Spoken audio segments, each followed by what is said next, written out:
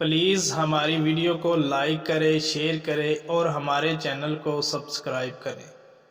بسم اللہ الرحمن الرحیم۔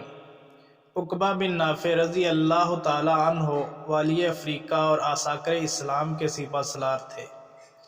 وہ بحر ظلمات کے ساحل پر تنہا کھڑے ہوئے اور نماز کی ادائیگی کے بعد علیہ کلمۃ اللہ کے جذبے سے سرشار ہو کر اپنی تلوار آسمان کی طرف بلند کرتے ہوئے فرماتے ہیں،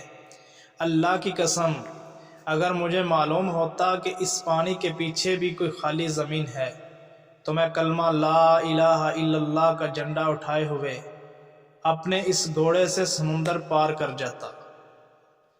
یہی عقبہ بن نافع رضی اللہ تعالی عنہ ہیں جن کو امیر المومنین حضرت معاویہ بن ابی سفیان رضی اللہ تعالی عنہ نے زمام خلافت سنبھالنے کے بعد 10,000 مجاہدین اسلام کی میت میں افریقیہ کے ایک شہر کیروان کی بادکاری کا نقشہ مرتب کیا، جہاں گھنے درختوں کی کثرت تھی اور جہاں درندوں، حیوانوں اور موذی جانوروں سے کوئی جگہ خالی نہ تھی۔ چنانچہ وہاں کھڑے ہو کر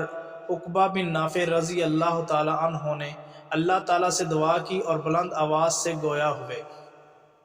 ہم مجاہدین اسلام یہاں اترنے والے ہیں، اس لیے تم جتنے بھی درندے یا موذی جانور ہو سب کے سب نکل جاؤ۔ راوی کا بیان ہے، چنانچہ وہاں کوئی درندہ یا دیگر موذی جانور نہ بچا اور سب کے سب سوراخوں سے نکلے،